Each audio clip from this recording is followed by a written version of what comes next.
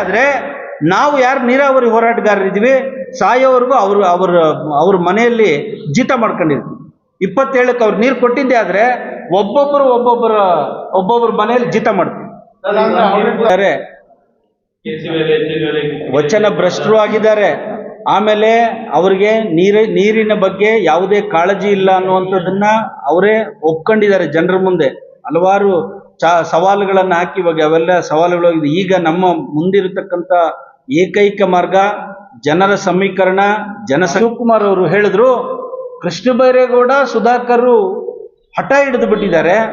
ಅವರ ಹಠಕ್ಕೋಸ್ಕರ ನಾವು 27ಕ್ಕೆ ನೀರು ಹರಿಸುವಂಥ ಪ್ರಯತ್ನ ಮಾಡ್ತಾ ಇದ್ದೀವಿ. ಆದರೆ ಅರಣ್ಯ ಇಲಾಖೆ, ಕೇಂದ್ರ ಸರ್ಕಾರದ ಅರಣ್ಯ ಇಲಾಖೆ ಅದಕ್ಕೆ ತಡೆ ಹಾಕ್ಬಿಟ್ಟಿದೆ ಅನ್ನುವಂಥ ಇನ್ನೊಂದು ನಮ್ಮ ಜಿಲ್ಲೆಗಳ ಜನರನ್ನ ಮತ್ತೊಮ್ಮೆ ಕುರಿ ಮಾಡುವಂಥ ಮಾತನ್ನ ಅವರು ಜನರ ಮುಂದೆ ಹೇಳ್ಬಿಟ್ಟು ಹೋಗಿದ್ದಾರೆ. ಚಪ್ಪಾಳೆ ಗಿಟ್ಸ್ಕೊಂಡಿರ್ಬೋದು, ಯಾಕೆಂದ್ರೆ ನಮ್ಮ ಜನಕ್ಕೆ ಗೊತ್ತಿಲ್ಲದೆ ಇರೋರು ಚಪ್ಪಾಳೆನೂ ಹೊಡೆದಿರ್ಬೋದು. ಅದಕ್ಕೆ ಇವತ್ತು ನೋಡಿ,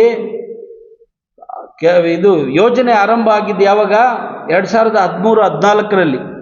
ಅವತ್ತೇ DPR ಆಗಿದೆ. ಅವತ್ತೇ ಈ ಯೋಜನೆಯ ವೆಚ್ಚ ಎಷ್ಟು ಅಂತ ಆಗಿದೆ. ಆ ಯೋಜನೆಯ ವೆಚ್ಚ 3 ಪಟ್ಟು ಹೆಚ್ಚಾಗಿದೆ. 8,000ದಿಂದ 24,000 ಕೋಟಿಗೆ ಆಗಿದೆ.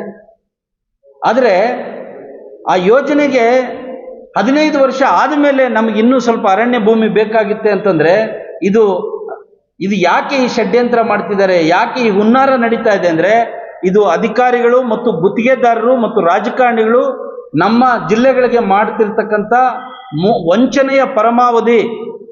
ಕಾರಣ ಏನು ಅಂದ್ರೆ, ಯಾವ ಯೋಜನೆಯಲ್ಲಿ 8 TMC ಸಿಗ್ತದೆ ಅಂತೇಳಿ ವಿಜ್ಞಾನಿಗಳು ಹೇಳಿದ್ರು, ಆ ವಿಜ್ಞಾನಿಗಳು ಹೇಳಿದ್ದನ್ನೆಲ್ಲ ಕಸದ ಬುಟ್ಟಿಗೆ ಹಾಕಿ ಅವರು ಕೊಟ್ಟಂತ ರಿಪೋರ್ಟ್ಗಳನ್ನ ಕಸದ ಬುಟ್ಟಿಗೆ ಎಸೆದು, ಇಲ್ಲ ನಾವು 24 TMC ಸಿಗ್ತದೆ ಇದರಲ್ಲಿ ಇನ್ನೆರಡು ವರ್ಷದಲ್ಲಿ ನೀರು ಕೊಡ್ತೀವಿ ಅಂತ ಹೇಳಿ 15 ವರ್ಷಗಳಿಂದ ತಳ್ಕೊಂಡು ಬಂದು ಈಗ ಕಳೆದ ವಿಧಾನಸಭಾ ಅಧಿವೇಶನದಲ್ಲಿ ಅದೇ ಶಿವಕುಮಾರ್ ಸರ್ ಅವರು ವಿಧಾನಸಭಾ ಅಧಿವೇಶನದಲ್ಲಿ ಕೊಟ್ಟ ಉತ್ತರ ಏನು? ಇಲ್ಲ, ಈ ಯೋಜನೆಯಲ್ಲಿ 24 TMC ಲಭ್ಯ ಇಲ್ಲ, ನಾವು 5 ವರ್ಷದಿಂದ ಅಳತೆ ಮಾಡಿಸ್ತಾ ಇದ್ದೀವಿ.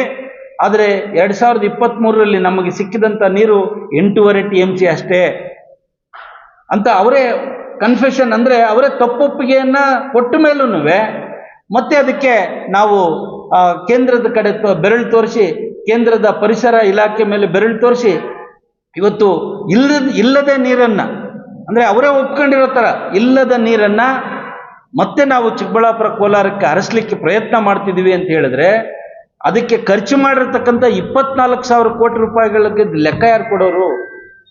ಇವತ್ತು ಮುಖ್ಯಮಂತ್ರಿಗಳನ್ನ ಹೇಳ್ತಿದ್ರು, ನಾನು ನೂರಾರು ಕೋಟಿ ಕೊಡ್ತಾ ಇದ್ದೀನಿ ಈ ಜಿಲ್ಲೆಗಳಿಗೆ ಅಂತ, 2,000 ಕೋಟಿ ಕೊಡ್ತಾ ಇದ್ದೀನಿ ಅಂತ ಹೇಳಿ ಬಹಳ ಹೆಮ್ಮೆಯಿಂದ ಹೇಳ್ಕೊಳ್ತಾ ಇದ್ರು.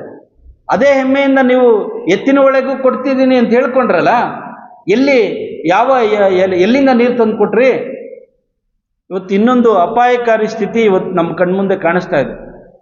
ಇವತ್ತು ಎಲ್ಲಿ ಫ್ಲೋರೈಡ್ ನೈಟ್ರೇಟ್ಸ್ ಅಂತ ನಾವು ಕುಡಿತಾ ಇದ್ವೋ ಅಂಥ ಕೊಳವೆ ಬಾವಿಗಳಲ್ಲಿ ಯುರೇನಿಯಂ ಇರುವಂಥದ್ದನ್ನ ಪತ್ತೆ ಮಾಡಿತ್ತು 2022ರಲ್ಲಿ ನಮ್ಮ ಭಾರತೀಯ ವಿಜ್ಞಾನ ಸಂಸ್ಥೆ, ಈ ಪ್ರಪಂಚದಲ್ಲೇ ಅತ್ಯಂತ ವೈಜ್ಞಾನಿಕ ಸಂಶೋಧನಾ ಸಂಸ್ಥೆ.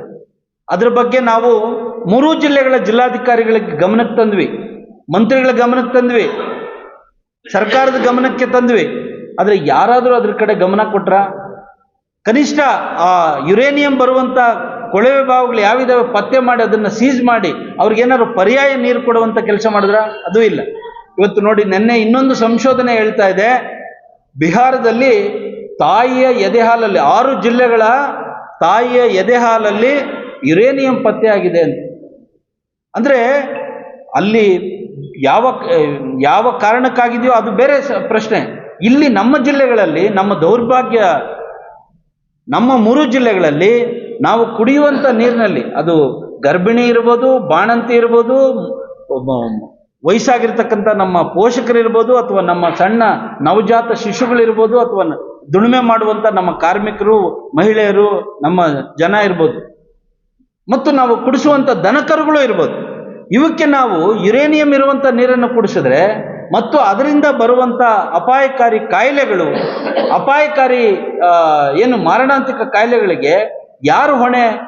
ಇವತ್ತು ಅಂಥ ಒಂದು ವರದಿ ನಮ್ಮ ಕಣ್ಮುಂದೆ ಇದ್ದ ಮೇಲೂ ನಮ್ಮ ಸರ್ಕಾರಗಳಾಗ್ಲಿ, ನಮ್ಮ ಜನಪ್ರತಿನಿಧಿಗಳಾಗ್ಲಿ, ಇಲ್ಲ ನಮ್ಮ ಜಿಲ್ಲೆಗಳಿಗೆ ಸುರಕ್ಷಿತವಾದಂಥ ಮೇಲ್ಮೈ ನೀರು ಅಂದ್ರೆ ಸರ್ಫೇಸ್ ವಾಟರ್ನ ಕೊಡುವಂತ ಒಂದು ಪ್ರಯತ್ನ ಮಾಡಬೇಕು ಅನ್ನುವಂಥ ಗೋಜಿಗೆ ಹೋಗದೆ ಇದ್ರೆ ನಮ್ಮನ್ನ ರಕ್ಷಣೆ ಮಾಡೋರು ಯಾರು? ಇವತ್ತು ನಾವು ನಿನ್ನೆ ಇನ್ನೊಂದು ನಿರೀಕ್ಷೆ ಮಾಡಿದ್ವಿ. ಇವರು ನಿನ್ನೆ ಆದ್ರೂ ಇವತ್ತೇನು ಇವರೆಲ್ಲ ಬಹಳ ಸಿದ್ಧತೆಗಳು ಮಾಡ್ಕೊಳ್ತಾ ಇದ್ರಲ್ಲ, ನಮ್ಮ ಜಿಲ್ಲೆಗೆ ಬಂದ್ಬಿಡ್ತಾರೆ ಅಂತೇಳಿ ಕೋಲಾರದವರು ಸೇರ್ಕೊಂಡಿದ್ರು, ಚಿಕ್ಕಬಳ್ಳಾಪುರ ಜಿಲ್ಲೆಯವರು ಸೇರ್ಕೊಂಡಿದ್ರು, ಬೆಂಗಳೂರು ಗ್ರಾಮಾಂತರ ಜಿಲ್ಲೆಯ ಉಸ್ತುವಾರಿ ಮಂತ್ರಿಗಳು ಸೇರ್ಕೊಂಡಿದ್ರು. ಇವ್ರಿಗೆಲ್ಲ ಪರಿಜ್ಞಾನ ಬೇಡವಾ? ಏನಪ್ಪಾ, ಇಲ್ಲಿ ಪಕ್ಕದಲ್ಲೇ ಆಂಧ್ರ ಪ್ರದೇಶ ತಂದಿರತಕ್ಕಂಥ ಕೃಷ್ಣಾ ನೀರಿದೆ, ಅದರಲ್ಲಿ ನಮಗೆ ಪಾಲಿದೆ. ಅದು ಈಗಾಗಲೇ ಕೇಂದ್ರ ಸರ್ಕಾರ ಫೀಸಿಬಿಲಿಟಿ ರಿಪೋರ್ಟ್ ಮಾಡಿ ಈ ಜಿಲ್ಲೆಗಳ ಪೆನ್ನಾರ್ ಬೇಸಿನ್ಗೆ ಹರಿಸಬೇಕು ಅಂತ ಹೇಳಿದೆ.